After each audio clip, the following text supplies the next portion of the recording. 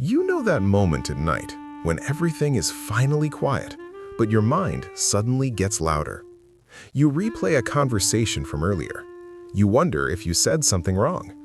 You imagine outcomes that haven't happened and may never happen. And while the rest of the world sleeps, your brain keeps working overtime, trying to fix problems that don't exist yet. People call it overthinking. But what if it's not overthinking at all? What if your mind learned a long time ago that thinking ahead was the only way to stay safe? Because maybe growing up, peace felt temporary. Maybe emotions around you were unpredictable. Maybe you learned that one wrong word, one wrong choice, one wrong moment could change everything. So you adapted. You became careful, aware, prepared. And slowly, thinking stopped being a skill. It became survival. Here's the paradox no one talks about. The same mind that once protected you from pain is now the reason you struggled to feel peace. If you've ever felt exhausted by your own thoughts, not because you're weak, but because you care too deeply, then this video isn't just for you. It's about you. You don't overthink because you want to. You overthink because somewhere along your life, certainty felt dangerous. Maybe you replay conversations long after they end. Maybe you analyze texts before sending them and after receiving them. Maybe your mind refuses silence, filling every quiet moment with possibilities, outcomes, risks, and imagined futures. And people tell you, just stop thinking so much. Relax. You worry too much. But they don't understand something fundamental. Your mind is not trying to torture you. It's trying to protect you. Because at some point, thinking ahead prevented pain. Predicting emotions kept you safe. Anticipating reactions helped you belong. And here lies the paradox. The very ability that once protected you now exhausts you. Your intelligence became hyper-awareness. Your awareness became vigilance. And vigilance slowly became imprisonment. You don't live moments, you simulate them. Before speaking, you calculate outcomes. Before acting, you rehearse failure. Before resting, you analyze what might go wrong tomorrow. Your body sits in the present, but your mind lives everywhere else. Overthinkers are often misunderstood as anxious, indecisive, or overly sensitive. But beneath the surface lies something deeper, a nervous system that learned one painful lesson early on. If you think enough, you won't get hurt again.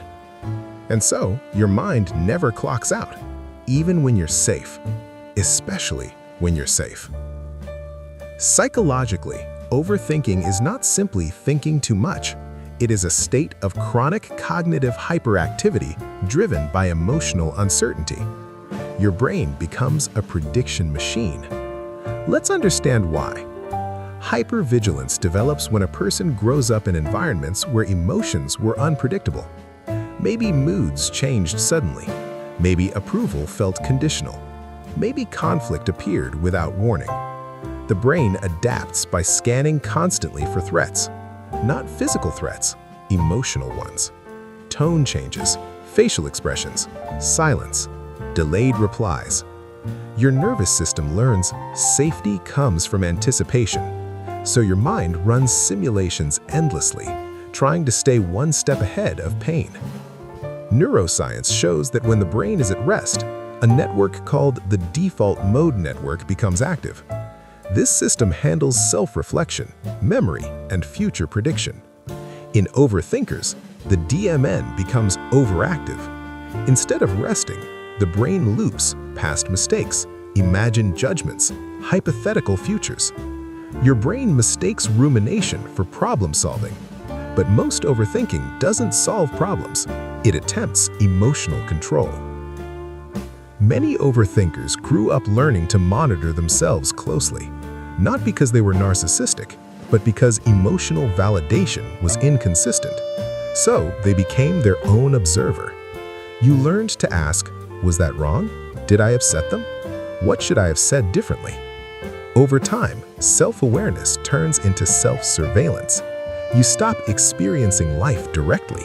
Instead, you watch yourself living it. Nervous system impact. Overthinking keeps the body in low-grade stress. Cortisol remains elevated. The mind searches for closure it never finds. Rest feels uncomfortable because stillness removes distraction. Your brain believes, if I stop thinking, I lose control.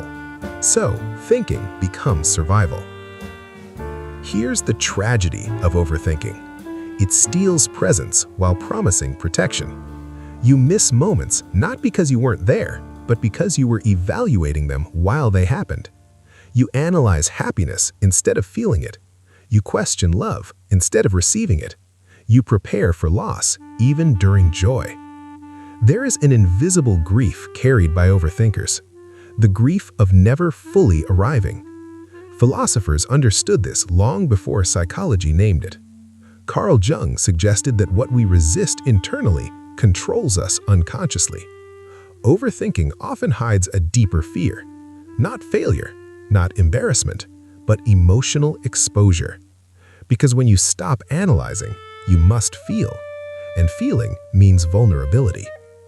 Many overthinkers fear three things most: being misunderstood, being rejected, and finally relaxing and discovering disappointment afterward. So, the mind stays busy. Constant thinking creates an illusion of preparedness, but life cannot be predicted into safety. Seneca once warned that humans suffer more in imagination than reality, and overthinkers live largely inside imagination.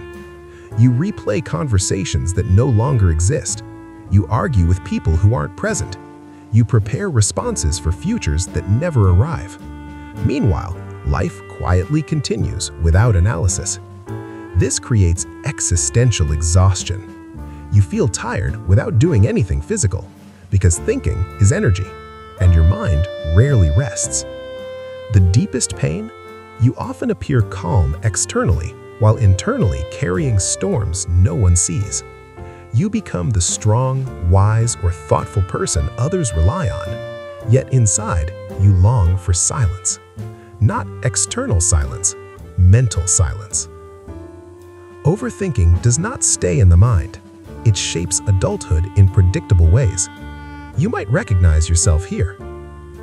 You analyze texts, interpret pauses, assume hidden meanings. You don't just experience relationships, you manage potential outcomes. Love becomes strategy instead of connection, because vulnerability feels riskier than preparation. Overthinkers often delay decisions, not from laziness, from fear of irreversible mistakes. You research endlessly, plan perfectly, then hesitate to begin. Perfection becomes procrastination wearing intellectual clothing. Your value becomes tied to making the right decisions. Mistakes feel catastrophic because they challenge your sense of control. You believe, if I had thought more, this wouldn't have happened. So, you think even more next time. You replay interactions to ensure you didn't hurt anyone. You over-explain, apologize excessively, adjust yourself constantly, because your mind equates harmony with safety. Instead of feeling sadness, you analyze why you feel sad. Instead of experiencing anger, you rationalize it. You intellectualize emotions. Thinking replaces processing, but emotions processed mentally remain unresolved physically. Living in potential selves. Overthinkers often struggle with identity because they imagine too many versions of themselves. Every path contains risks. Every choice closes other possibilities. So you remain suspended between options, not lost, but overloaded. And here's the crucial truth. These patterns are not flaws, they are coping mechanisms. Your brain adapted intelligently to uncertainty, but survival strategies become prisons when danger disappears. Awareness is the first act of unlearning. You begin to notice, I am not thinking because this matters. I am thinking because I am afraid. And that realization changes everything. Healing from overthinking does not mean becoming careless. It means learning to trust experience again. Here are grounded pathways toward change. Overthinking is physiological, not just mental. Slow breathing, walking without stimulation, cold water exposure, body-based practices. These teach the brain safety without analysis. Calm must be felt, not reasoned. Ask yourself, when did I first feel responsible for predicting outcomes? Often, the overthinking mind belongs to a younger version of you trying to prevent emotional pain. Healing begins when you reassure that part. You don't have to manage everything anymore. Overthinking often hides suppressed emotions, anger, desire, sadness. Instead of asking, what's the correct thought? Ask, what am I avoiding feeling? Truth lives beneath analysis. Healing requires small acts of uncertainty. Send the message without rereading 10 times. Make decisions with incomplete information. Allow minor misunderstandings. Each imperfect action rewires safety. You teach your brain, life continues even without total control. Your mind learned rigidity to survive. Now it must learn softness to live. Rest without earning it. Speak without rehearsing. Feel without explaining. Because peace is not achieved by solving life. It is experienced by participating in it. There is a powerful realization waiting for every overthinker.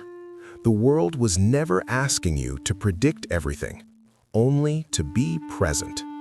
As the poet Rainer Maria Rilke once wrote, live the questions now, not solve them, live them. Your thoughts are not enemies. They are loyal guardians that worked overtime for years. But you are allowed to thank them and gently step beyond them. Because the goal was never perfect certainty. The goal was freedom. So if this video helped you understand yourself a little more deeply, consider liking, sharing, and subscribing, not just to support the channel, but to help others realize they are not alone inside their minds.